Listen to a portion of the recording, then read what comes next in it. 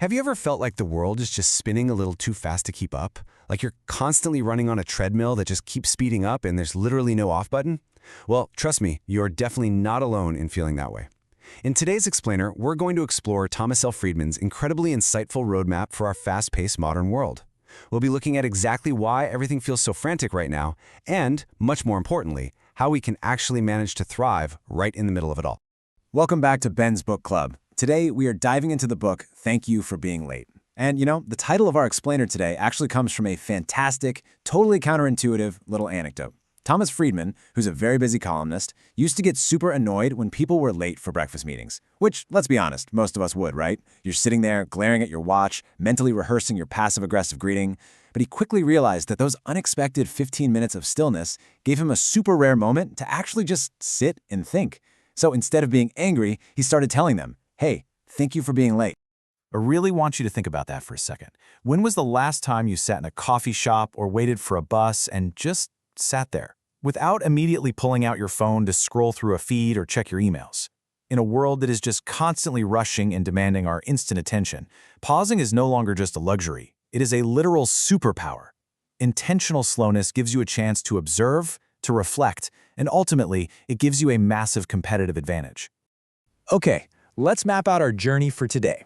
We're covering the power of pausing, the 3 accelerations powering our world, the adaptability gap they cause, how to thrive in the machine, and finally, optimism as a discipline. Section 2. The 3 accelerations. Welcome to the machine. To really understand our current moment, we have to look at the massive, interlocking systems driving all this historical change. Friedman uses a brilliant metaphor for these forces. He calls it the machine. And the wild thing is, no single person, company, or government controls it. It's powered by 3 simultaneous forces that are all accelerating at the exact same time, and they're feeding off one another. First up, we have technology, which is driven by Moore's law, meaning computing power effectively doubles every 2 years. Second, we have the market, or globalization 2.0, where digital flows of information and capital are hyper-connecting the global economy. And third, and guys, we really have to emphasize this one, Mother Nature. The breakdown of our environment, from climate change to biodiversity loss, is accelerating right alongside tech and markets. Section 3. The adaptability gap, or, as it often feels, falling off the cliff. When all these massive forces accelerate together, they create a gap that leaves the average person feeling, frankly, incredibly overwhelmed. Let's look at when this really kicked into high gear. Friedman argues that the year 2007 was the ultimate inflection point.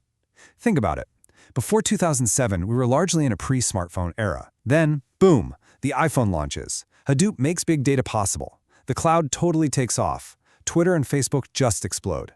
Multiple exponential curves hit their steep inclines at the exact same time. It was basically a supernova of change that completely reshaped human communication, work, and politics practically overnight. And this brings us to the core of the problem. Think about human evolution and our traditional cultural adaptation. We evolved to think and adapt linearly, step by step, right? But on the flip side, technological growth is on a steep exponential curve.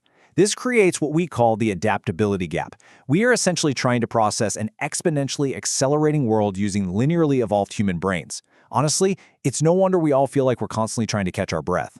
Section 4. Thriving in the machine, the Minnesota thread, and the 5 pillars.